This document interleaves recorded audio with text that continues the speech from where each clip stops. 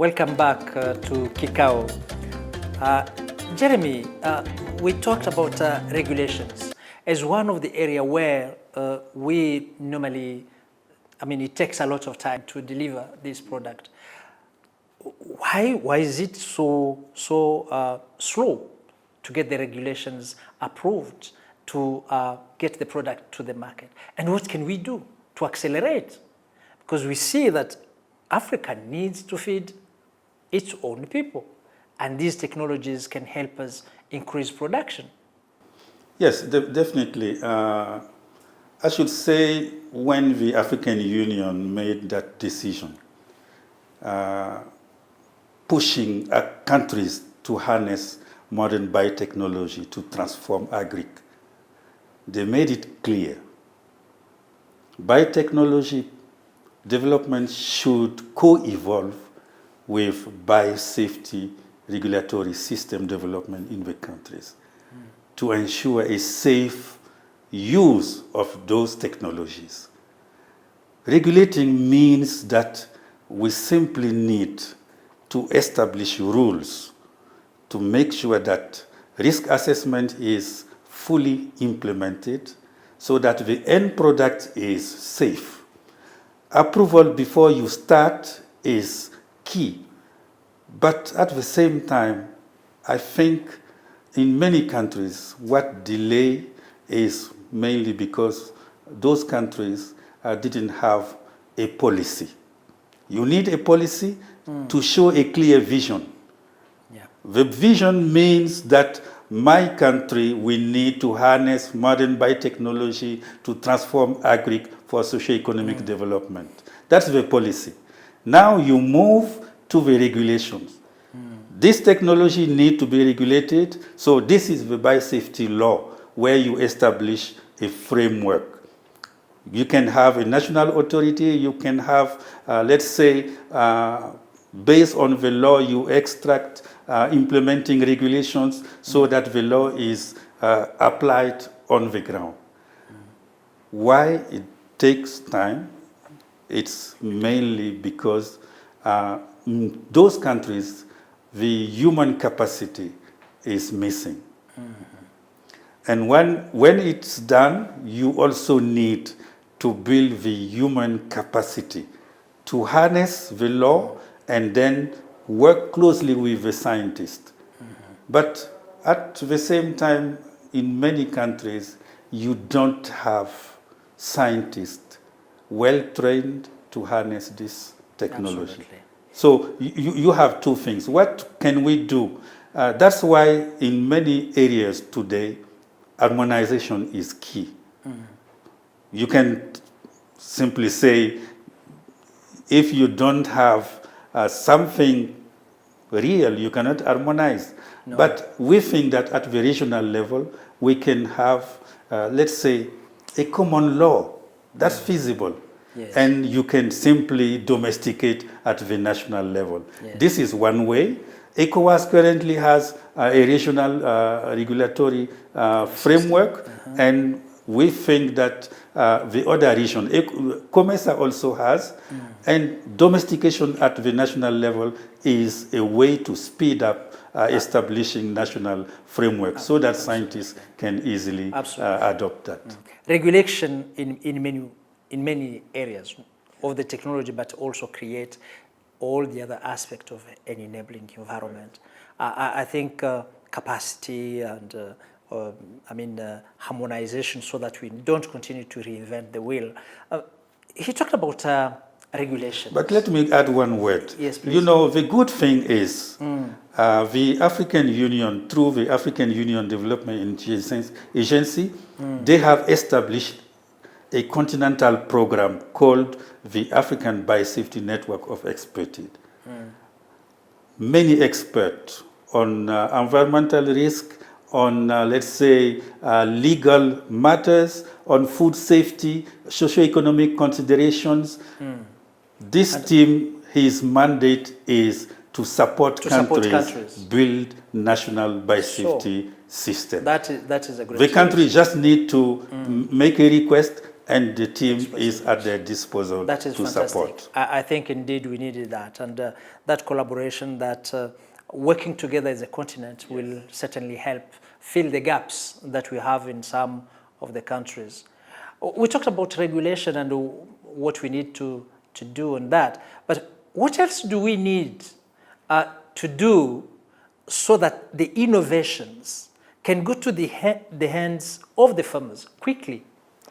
I think this is a very important question because the only way we can realize, if we can look at let's say the limited examples of success we have, because as a continent, we have made some success, but we need to do a lot more.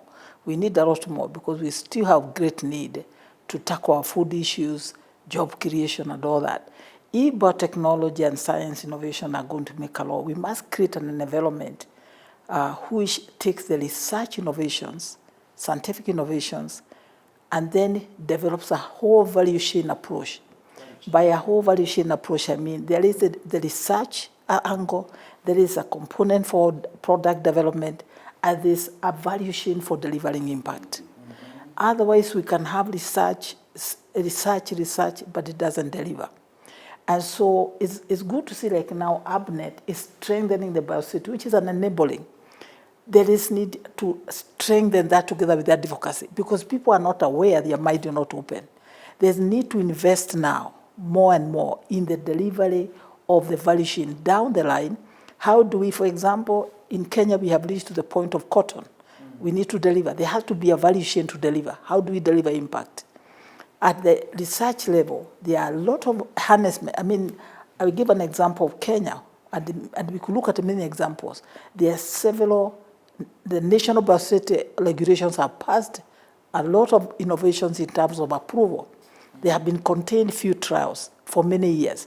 Now, we have some areas where we need to deliver. Why aren't we delivering? We need to move to the investment now for the delivery mechanism. And delivery needs a whole value chain delivery. So we have to be more holistically thinking in investment in the people, in infrastructure, and also working with the private sector, working with the off-takers. The way we deliver even a non-GM crop, we need to take the same experience because at the end, we are dealing with a product that should be taken. If it's a cowpea, farmers have to eat cowpea. Very interesting. So we need to develop a technology, but we need to have a mechanism of deploying the same technology to the end users. Exactly. And that calls for more than a researcher. Exactly. Yeah. More than researcher. Investor, yes. Private sector. Yes. And those at the are government. very, at the government. The whole value chain. And there is a variety of stakeholders yes. in that value chain. Yes. I think that is one thing we need to develop and call all the players to work together in a more coordinated way. Coordinated. Yeah. Let me ask you another question now. I'm coming to that because I want to really strengthen the learning from peer to peer. What are the lessons that we can take from those countries that have already adopted the technology? For example, now we are talking of Nigeria. They are moving forward very quickly on cowpea and soon with telomeres. South Africa, they moved very quickly with maize. Those are food crops. On cotton, we have progress. Why other countries are reinventing the wheel? Why they can't say, okay, Kenya has done this. It went through all those trials. Instead of repeating all these, let us take the thing and use it to, Yeah, there are mechanisms, you know, what we call, let's say, internship, allowing regulators or scientists from one country to stay for some time in another, a more well-advanced, just to learn regarding the best practices. But we also have, let's say, principles of data transportability or data portability. Nigeria benefited from the results of on the cotton from Burkina, just to see what they have done, how they did it, to definitely consider that in their own trials, you see. So, or you can also use this principle to skip if you are in the same agroecological zone, environment is key here. If you move from, let's say, a dry area to a more humid, you definitely need to do more trial. But if you have the same agroecological area, you can simply borrow from one more well-advanced country who approved a crop that is of interest for your country, and you can easily skip some steps to move forward, considering the data, because there are areas where the data will not change because the environment or the location has changed. So this mechanism is there. You also have countries who are very well open. Currently, if we move a little bit away from agric to health, currently under the leadership of AUD and NEPAD, a program called Integrated Vector Management, countries use the gene-drive technology to simply find solutions to be part of a package against malaria. Burkina is leading this process, and Burkina allow scientists from the ECOWAS region to visit, to come and see, and that's absolutely. I think the mechanisms do exist, and they simply need to be used by the different countries. Yeah, I think collaboration among different centers of excellence, which are developed in different countries and regions, need to work together to empower, to strengthen each other by that kind of cross-pollination. As we conclude on this question, I want to ask you, okay, the issue of food security is not new in Africa. So this technology also is new. We are talking of 30 years. And we discussed around the key issues and their pertinent, which made it not to be spread and to be used extensively to address those issues. Could you, in a few words, tell us what Africa missed out? What are the missed opportunities by Africa not adopting that technology when it came almost 30 years ago? And in 1-2 words, where do you think GMO technology will be in the next decade in Africa? Ladies first.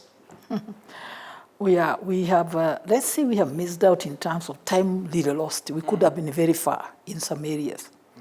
And there's time missed out, and there is regress from some of the innovations that we could have taken in. However, we can look at what has happened, for example, to telephone lines, where we leapfrogged from landlines literally to the cell phones. I think that even that time we delayed, we can say that can turn also to a blessing. We avoid mistakes that were made by others by looking at what did they do wrong in terms of issues of concern, like patents. There are issues of concern like whatever now we are realizing could have been a concern. We can avoid these things that we see others are concerned about, things we are able to solve now. And what may be an opportunity now, we can actually say, look, like the case of going to see how fall armyworm is being resolved. These missed opportunities, we can use them now to leapfrog, and we may be able to actually overtake other continents because we're able to pick the very best and refuse what we don't want. And the fact that we can also take our capacity, there are things we can actually learn from others and be able to move the speed rate to our young people and to our laboratories and be able to move with them. So I see us using the missed opportunity to become an opportunity later to leapfrog with this technology to the future.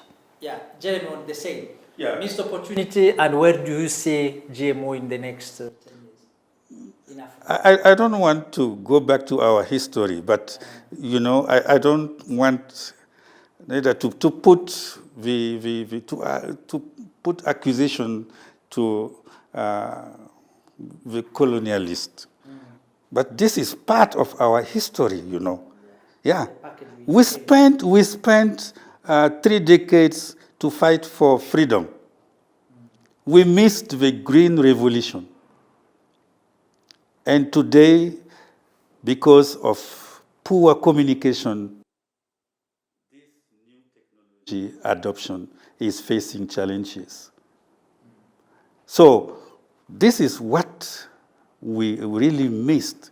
And today, what we need to do to catch up is definitely to make sure that, once again, the political will is clearly expressed and converted into a budget for investment in investment in science, technology, and innovation. What we also missed is, let's say, our capacity building. I don't like too much this word. Today, I would rather say capacity strengthening. Yeah, but we have today a critical mass. 30 years ago, we didn't have that. So we missed that part, but today we can catch up. It simply requests that we incentivize private sector, financial institutions to support government and invest in science, technology, and innovation. That's very good. I think during this KIKAO, we have seen that GMO is a good technology, and it can address the key challenges like the pests and like the productivity, like the issues of drought. But adoption of this technology has been hampered by so many challenges. One of them being the capacity, the availability of a critical mass of scientists who would adapt that technology to the real contexts. Also, the issue of communicating, creating awareness to different stakeholders. Also, the issue of having a political will, which will do a dedicated effort to adopt technologies for the transformation of agriculture and enhance productivity, and the significance of agriculture in the whole economy of our countries. So we need to address those. But as we address those, we need also to see how to expedite regulations and also address the issue of investment. Investment in research and development, investment in transfer itself, and address the issue not in a lab, not only with the aspect of regulation, but the whole value chain. It is linked. Yeah. Then the issue of collaboration and the issue of being quite independent, and I would say communicate also with all these antis. Do they have better option when they say don't take this? Do they have data? No. Most of the case they don't have the data which can convince, but they create fear. And we need not to reject them. They are part of the system. We need rather to show them that this is safe, and we are also concerned by that safety because we are part of the consumers. I thank you very much.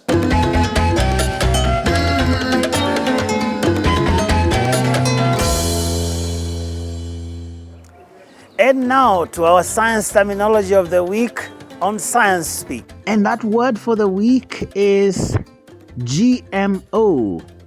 Well, GMO is actually the abbreviation for genetically modified organism.